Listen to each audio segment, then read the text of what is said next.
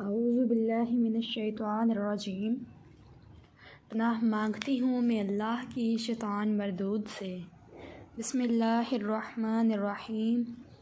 شروع اللہ کے نام سے جو بڑا مہربان نہایت رحم کرنے والا ہے۔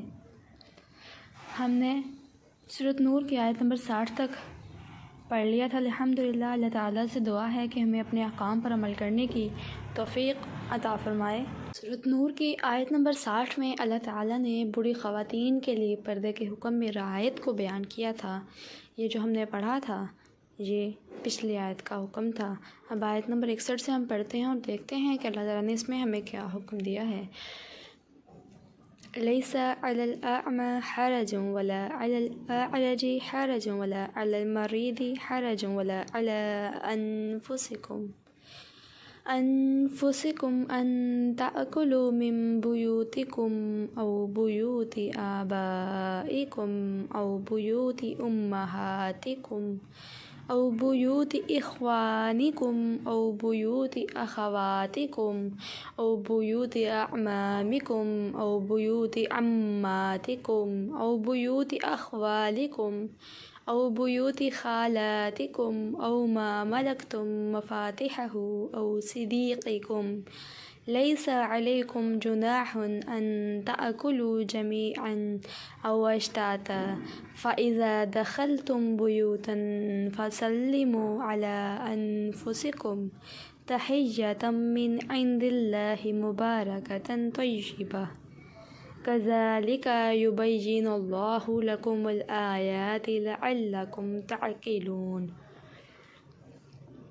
اندھے پر، لنگڑے پر، بیمار پر اور خود تم پر مطلقاً کوئی حرج نہیں کہ تم اپنے گھروں سے کھا لو یا اپنے باپوں کے گھروں سے یا اپنی ماؤں کے گھروں سے یا اپنے بھائیوں کے گھروں سے یا اپنی بہنوں کے گھروں سے یا اپنے چچاؤں کے گھروں سے یا اپنی پھوپھیوں کے گھروں سے یا اپنے ماموؤں کے گھروں سے یا اپنی خالاؤں کے گھروں سے یا ان گھروں سے جن کی کنجیوں کے تم مالک ہو یا اپنے دوستوں کے گھروں سے تم پر اس میں بھی کوئی گناہ نہیں کہ تم سب ساتھ بیٹھ کر کھانا کھاؤ یا الگ الگ۔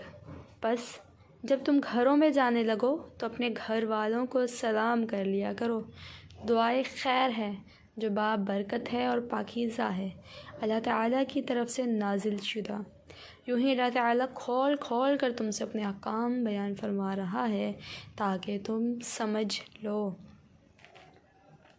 ان آیات کا پس منظر یہ ہے کہ بعض افراد جو نابینا یا پاؤں سے معذور یا بیمار ہوتے تھے وہ دوسروں کے ساتھ مل کر کھانا کھانے سے اس لیے شرماتے تھے کہ شاید دوسروں کو ان کے ساتھ کھاتے ہوئے کراہیت محسوس ہو، اور بعض معذور افراد یہ بھی سوچتے تھے کہ کہیں ایسا نہ ہو کہ وہ اپنی معذوری کی وجہ سے دوسروں سے زیادہ جگہ گھیر لے یا نابینا ہونے کی بنا پر دوسروں سے زیادہ کھا لیں۔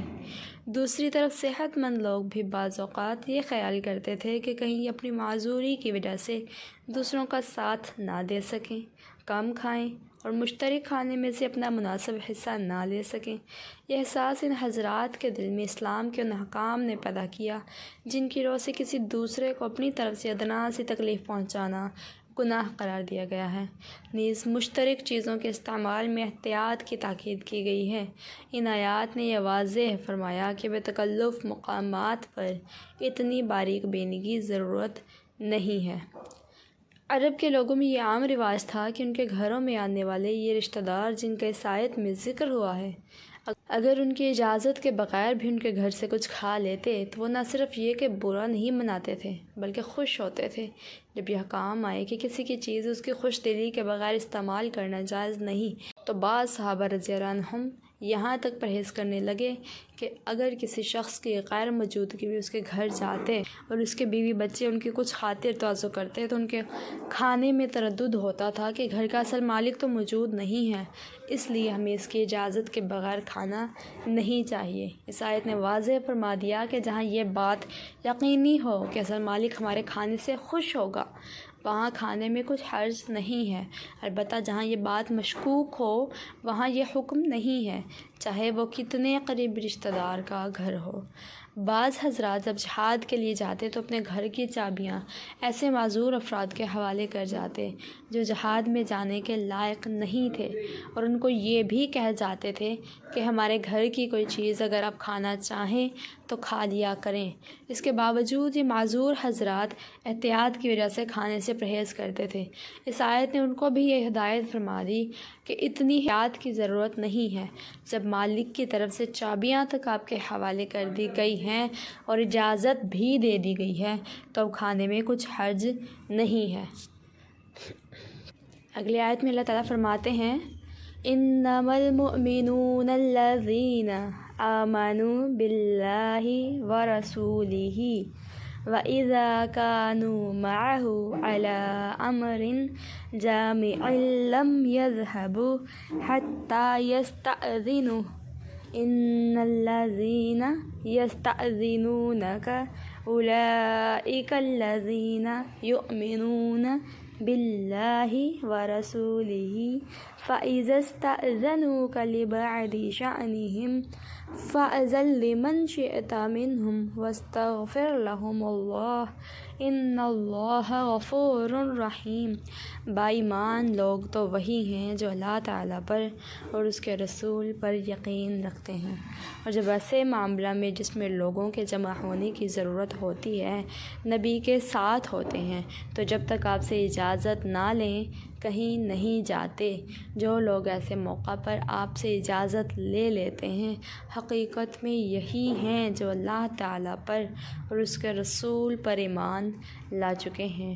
بس جب ایسے لوگ آپ سے اپنے کسی کام کے لیے اجازت طلب کریں تو آپ ان میں سے جسے چاہیں اجازت دے دیں اور ان کے لیے اللہ تعالیٰ سے بخشش کی دعا مانگیں، بے شک اللہ بخشنے والا مہربان ہے۔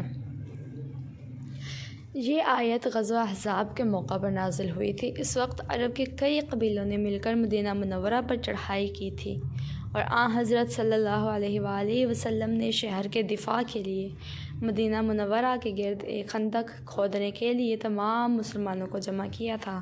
سارے مسلمان خندق کھودنے میں مصروف تھے، اور اگر کسی کو اپنے کسی کام سے جانا ہوتا تو آپ سے اجازت لے کر جاتا تھا، لیکن منافق لوگ اول تو اس کام کے لیے آنے میں سستی کرتے تھے، اور اگر آ جاتے تو کبھی کسی بہانے سے اٹھ کر چلے جاتے اور کبھی بلا اجازت ہی چپکے سے روانہ ہو جاتے۔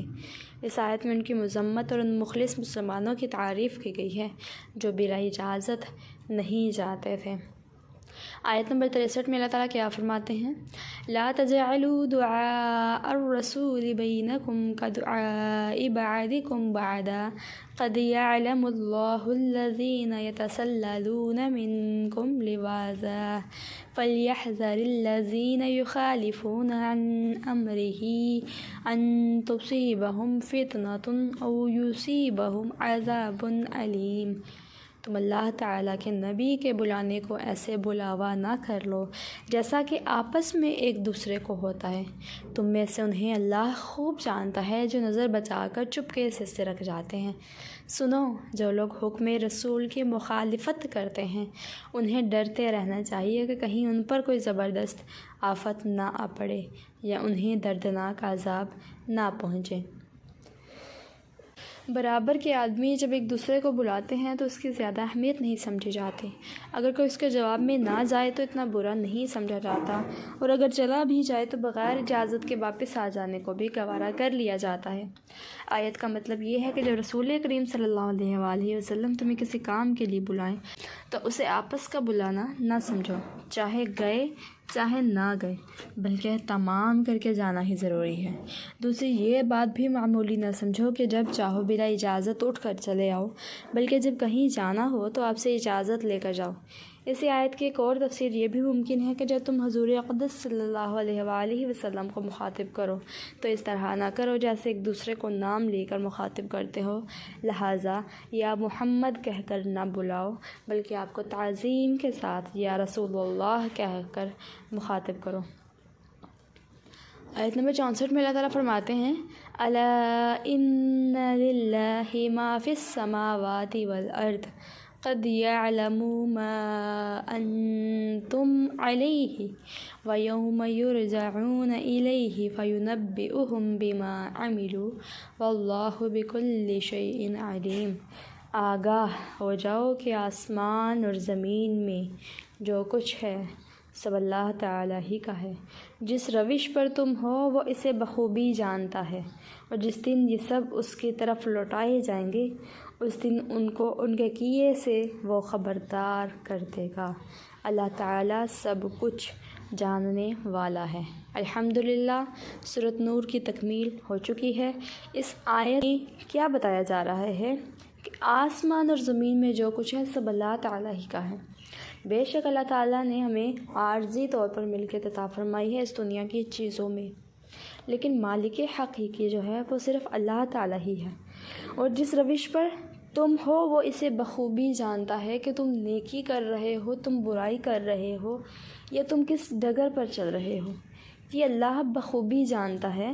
اور جس دن یہ سب اس کی طرف لوٹائے جائیں گے اس دن ان کو ان کے کیے سے وہ خبردار کر دے گا، یعنی نامہ اعمال اس کو دے دیا جائے گا، اس کو بتلا دیا جائے گا کہ تم دنیا میں کیسے اعمال کرتے تھے، اور پھر اس کی نیکیوں اور بدیوں کو تولا جائے گا۔ اور اس صورت مبارکہ میں اللہ تعالیٰ نے ہمیں احکامات دیے ہیں اپنی معاشرتی زندگی کے لیے، تو اگر ہم ان پر عمل کر لیتے ہیں، اگر ہم ان احکام کو اپنا لیتے ہیں تو انشاءاللہ کامیابی مقدر ہوگی۔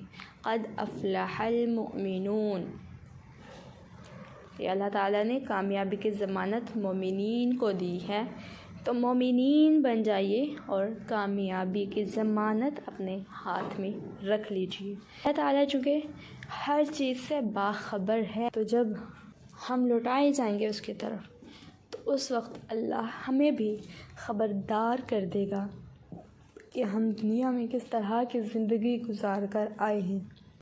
اللہ تعالیٰ سے دعا ہے کہ اللہ تعالیٰ ہمیں ہمیشہ ہی اپنے رحم و کرم پر رکھیں، ہمیشہ ہی اپنے لطف و کرم پر رکھیں، اور اپنی عنایات سے ہمیں نوازیں، اور اپنے احکام پر عمل کرنے کی توفیق عطا فرمائیں۔